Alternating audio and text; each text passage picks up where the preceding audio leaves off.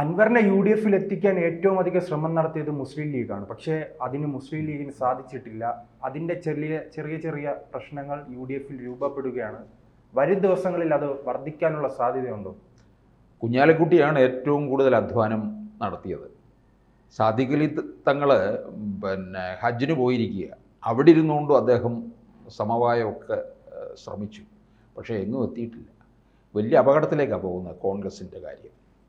അവർ തന്നെ ലീഗ് തന്നെ പറയുന്നുണ്ട്, വന്ന അവസരം കളഞ്ഞു കുളിക്കുകയാണ് എന്ന് പറഞ്ഞാൽ ഇതൊരു സുവർണ അവസരമാണ്. അത് ഈ തരത്തിലേക്ക്, കാരണം അൻവറിൻ്റെ കയ്യിൽ കൈവശം എന്തായാലും കുറച്ച് വോട്ടുണ്ട്. അൻവറിന് വോട്ട് നന്നായിട്ട് മറിക്കാൻ അറിയാം എന്ന് CPM അറിയാം. കാരണം ചില പഞ്ചായത്തുകളിലൊക്കെ മുൻകാല അനുഭവം തന്നെ തെളിയിച്ചിട്ടുണ്ട്.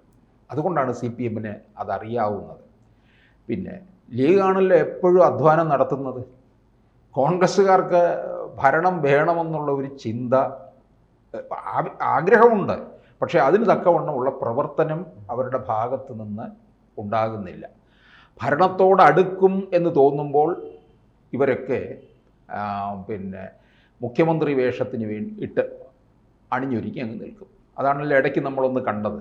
ഇടയ്ക്കൊരു ഇവർക്ക് പാലക്കാടും ഒക്കെ കഴിഞ്ഞപ്പോഴത്തേക്ക് ഒരു പ്രതീക്ഷ അങ്ങ് അമിത പ്രതീക്ഷ വെച്ച് പുലർത്തി.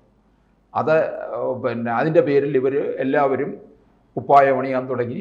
ഒടുവിൽ ഹൈക്കമാൻഡ് ഇടപെട്ട് അതങ്ങ് ഒന്ന് ശമിപ്പിച്ച് നിർത്തി. പിന്നീട് എന്ത് ചെയ്തു, 4ാം വാർഷികാഘോഷം വന്നപ്പോഴത്തേക്ക് LDF അങ്ങ് കൊണ്ടങ്ങ് കയറിക്കൊടുത്തു. അവരുടെ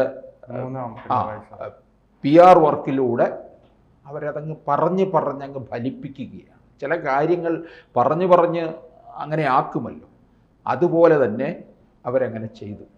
അവരുടെ പ്രവർത്തനങ്ങളെല്ലാം ഇപ്പോൾ ഉഷാറാക്കുകയാണ്. സർക്കാർ പ്രവർത്തനങ്ങളെല്ലാം തന്നെ ഉദ്ഘാടനമായാലും. അല്ല, അവർക്ക് ഇത്തരം കൃത്യമായ ലോട്ടറികൾ കൊടുക്കുന്നത് UDF ആണല്ലോ. ഈ തുടക്കത്തിൽ ഈ നിലമ്പൂരിൽ ആര്യാടനായിരുന്നു മുൻകൈ. പക്ഷേ ഈ അൻവർ മത്സരിക്കാൻ വരുന്നു, സ്വരാജ് വരുന്നു. ആ രീതിയിലുള്ള നീക്കങ്ങളിലൂടെ ഏറ്റവും പ്രതിസന്ധിയിലായിരിക്കുന്ന UDF ആണല്ലോ. അപ്പം ഇത് ഇവർക്ക് കിട്ടിയിരിക്കുന്ന വലിയൊരു അവസരം ഇവർ നഷ്ടപ്പെടുത്തുകയാണ്. അപ്പോൾ ആ അവസരം നഷ്ടപ്പെടുത്തുന്നതുകൊണ്ട് എന്താണ് കുഴപ്പം പറ്റുന്നത്? LDF കയറിപ്പോയി കഴിഞ്ഞാൽ VD സതീശന് ഉത്തരം പറയേണ്ടി വരും. ഇതിനകത്ത് VD സതീശനാണ് അൻവറിനെ പ്രധാനമായിട്ട് വഴിതടഞ്ഞതെന്ന് പറയുന്നുണ്ട്. സുധാകരൻ യാതൊരു തടസ്സവും പറഞ്ഞില്ലല്ലോ. സുധാകരൻ പറഞ്ഞ് ഞാൻ റിട്ടയറായി എന്ന് പറഞ്ഞതാണ് മാറിയിരിക്കുന്നത്. പക്ഷേ ഇത് റിസൾട്ട് വരുമ്പോൾ കാര്യം തിരിയുകയാണെന്നുണ്ടെങ്കിൽ VD സതീശനെ അവർ മുൾമുനയിൽ കൊണ്ടുവന്ന് നിർത്തും. അപ്പോൾ VD സതീശൻ്റെ ഭാവി അവിടെ വെച്ച് തീർച്ചപ്പെടുത്തേണ്ടിയും വരുമെന്നുള്ളതാണ്. കാരണം 26-ൽ പിന്നെ ഇവരിനിയിപ്പോൾ കോൺഗ്രസ്സുകാർ നോക്കുന്നത് 26-ൽ അടുത്ത പ്രതിപക്ഷ നേതാവ് ആരാകണമെന്നുള്ളത് മാത്രമാണ്. കാരണം അല്ലാതുള്ള എല്ലാ പിടിവള്ളിയും വിട്ടു എന്നുള്ളതാണ്. ഇതിപ്പം ലീഗ് എന്ത് ചെയ്യുമെന്നറിയാമോ? മറ്റു ചില അവസരങ്ങൾ ലീഗിൻ്റെ ഈ കമ്മിറ്റി യോഗങ്ങളിൽ കോൺഗ്രസിനെതിരെ വലിയ വിമർശനമാണല്ലോ ഉന്നയിക്കുന്നത്. വലിയ രീതിയിൽ അവഗണന നേരിടുന്നുണ്ട്. അതോടൊപ്പം തന്നെ ഈ പാർട്ടിയിൽ പരിഗണന ലഭിക്കുന്നില്ല എന്ന രീതിയിലുള്ള പ്രസ്താവനകളും യോഗങ്ങളിൽ പറയുന്നുണ്ട്. അങ്ങനെയാണെങ്കിൽ അവർ വരുന്ന തെരഞ്ഞെടുപ്പോടുകൂടി ഒരു രാഷ്ട്രീയ മാറ്റത്തെക്കുറിച്ച് ചിന്തിക്കാനുള്ള സാധ്യതയുണ്ട്. ഇപ്പം ഈ ലീഗിനകത്ത് ഇങ്ങനെ ഒരു അതൃപ്തി കോൺഗ്രസ് ഈ അൻവറിൻ്റെ കാര്യത്തിൽ എടുത്തതിൽ അതൃപ്തി ഉണ്ട് എന്നുള്ള കാര്യം MK മുനീർ നിഷേധിച്ചിട്ടില്ല, സമ്മതിക്കുന്നുണ്ട്. MK മുനീറും KM ഷാജിയും ഒക്കെ വേറൊരു ഭാഗത്ത് നിൽക്കുന്നവരാണ്. എങ്ങാനും LDF-ലേക്ക് പോകണമെന്നൊക്കെ പറഞ്ഞ് നിന്നാൽ പോലും നമ്മളെ തന്നെ ഇടയ്ക്ക് പറഞ്ഞിട്ടുള്ളതാണ്, ലീഗിൽ ഒരു പിളർപ്പിലേക്ക് പോകാനുള്ള സാധ്യത പോലും ഉണ്ട്. മുനീറും ഷാജിയും ഒക്കെ ഇപ്പുറത്തെ ഭാഗത്ത് നിൽക്കും എന്ന്.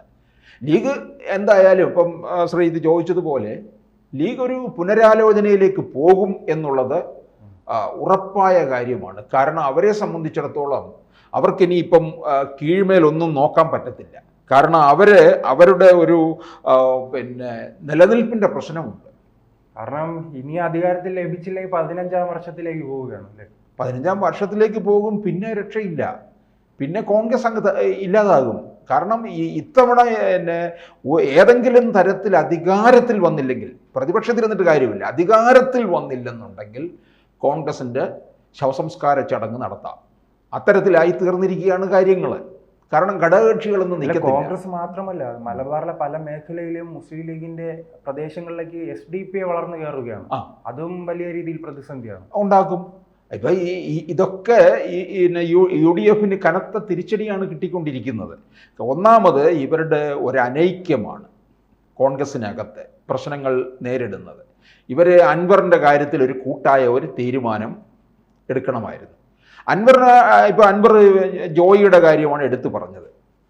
പക്ഷേ ജോയിയുടെ കാര്യം എടുത്തു പറഞ്ഞ് അതിലൂടെ വരാൻ പോകുന്ന നിയമസഭാ തിരഞ്ഞെടുപ്പിൽ എത്ര സീറ്റ് കൊടുക്കണമെന്ന് വരെ ആവശ്യപ്പെടുകയൊക്കെ ഉണ്ടായി. അപ്പോൾ അതിലൊക്കെ ഒന്ന് കോംപ്രമൈസ് ചെയ്ത് വന്നിരുന്നുവെങ്കിൽ, ലീഗ് പറഞ്ഞത് ഇത്ര സീറ്റ് കൊടുക്കണം അൻവറിന്, അത് ആരുടെ കയ്യിൽ നിന്ന് എടുത്തു കൊടുക്കണം? കോൺഗ്രസിൻ്റെ കയ്യിൽ നിന്ന് എടുത്തു കൊടുക്കണം.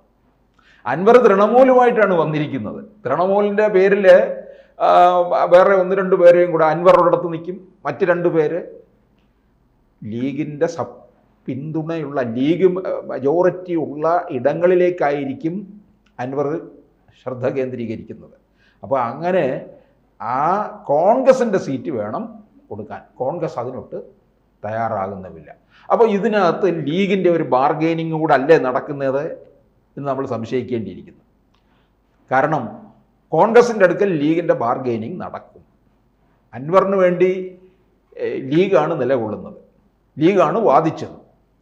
അപ്പോൾ അത് എന്തിനു വേണ്ടിയാണ്? അപ്പം ലീഗ് കുറച്ചുകൂടെ സ്ട്രെങ്ത് കൂട്ടുകയാണ്. എന്നിട്ട് 2026 അധികാരത്തിൽ വന്നു കഴിഞ്ഞാൽ കൂടുതൽ ബാർഗെയിനിങ് നടക്കും.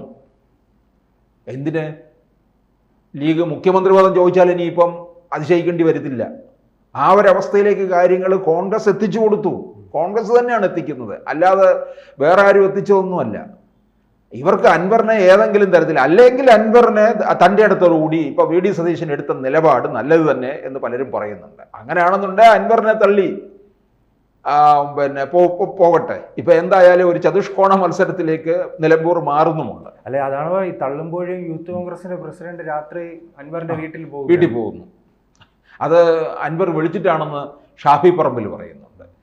ചിലപ്പോൾ അറിയത്തില്ല, വിളിച്ചു കാണുമോ അറിയത്തില്ല. എന്തെങ്കിലും കാര്യങ്ങളിൽ ഒരു സമവായം ഉണ്ടാക്കാൻ വേണ്ടി ആയിരിക്കാം. പക്ഷേ ഇത് വലിയ അപകടം ആണ് ഇവർക്ക് ഉണ്ടാക്കുന്നതെന്നുള്ള കാര്യം ഇവർ തിരിച്ചറിയാതെ പോകുന്നതിലാണ് വലിയ കഷ്ടമായി തീർന്നിരിക്കുന്നത്. കാരണം ലീഗിനൊരു അവസരമാണ് കോൺഗ്രസുമായിട്ടെങ്ങാനും തെറ്റിപ്പിരിയാൻ. എന്നിട്ട് പഞ്ചായത്ത് തിരഞ്ഞെടുപ്പൊക്കെ ആകുമ്പോഴത്തേക്കും കാര്യങ്ങളൊക്കെ ഒന്ന് വ്യക്തമാകും. ഇവിടെ നമുക്ക് തീർച്ചപ്പെടുത്താം നിലമ്പൂരിലെ ഫലം കോൺഗ്രസിന് എത്ര മുന്നോട്ടുള്ള ഓട്ടം ഉണ്ടാകും, മൈലേജ് എത്ര കിട്ടുമെന്നുള്ളത് ഈ നിലമ്പൂർ റിസൾട്ട് വരുമ്പം നമുക്ക് കണ്ടെത്താൻ കഴിയും. കാരണം അൻവർ ശക്തമായി രംഗത്ത് നിൽക്കുന്നു. ഇനിയും പത്രിക പിൻവലിക്കാനുള്ള സമയമുണ്ട് എന്നുകൂടി പറയുന്നുണ്ട്. അതോടൊപ്പം തന്നെ ഈ നിലമ്പൂർ തെരഞ്ഞെടുപ്പിന്റെ പ്രത്യേകത, ആര് പരാജയപ്പെടുന്നു അവരൊരു തിരിച്ചുവരവില്ലാത്ത രീതിയിലേക്ക് പോവുകയും ചെയ്യും. അപ്പോൾ അല്ല, ലീഗ് പറയുന്നത് പത്രിക പിൻവലിക്കാനുള്ള സമയം ഇനിയും ഉണ്ട്. അപ്പോൾ അതിനു മുമ്പായിട്ട് എന്തെങ്കിലും ചർച്ചയിലേക്ക് പോയി ഇത് പരിഹരിക്കുക, അൻവറിനെ കൂടെ നിർത്തുക എന്നുള്ളതാണ്. അങ്ങനെ അൻവറിനെ കൂടെ നിർത്തിക്കഴിഞ്ഞാൽ അൻവറിൻ്റെതായ പറഞ്ഞിട്ടുള്ള കാര്യങ്ങളെല്ലാം അംഗീകരിച്ചുകൊണ്ട് മുമ്പോട്ട് പോകുന്നു എന്നായിരിക്കും സാരം. പക്ഷേ ഇതിൻ്റെ പേരിൽ കോൺഗ്രസും ലീഗും തമ്മിൽ അതിരൂക്ഷമായിക്കൊണ്ടിരിക്കുകയാണ് പോര്. ഇറങ്ങിപ്പോകാനുള്ള സാധ്യത പോലും നമുക്ക് കാണേണ്ടി വരും. കൂടുതൽ വാർത്തകളും വിശേഷങ്ങളും നിങ്ങളിലേക്ക് എത്താൻ ABC മലയാളം സബ്സ്ക്രൈബ് ചെയ്യുക, ബെൽ ബട്ടണും അമർത്തുക.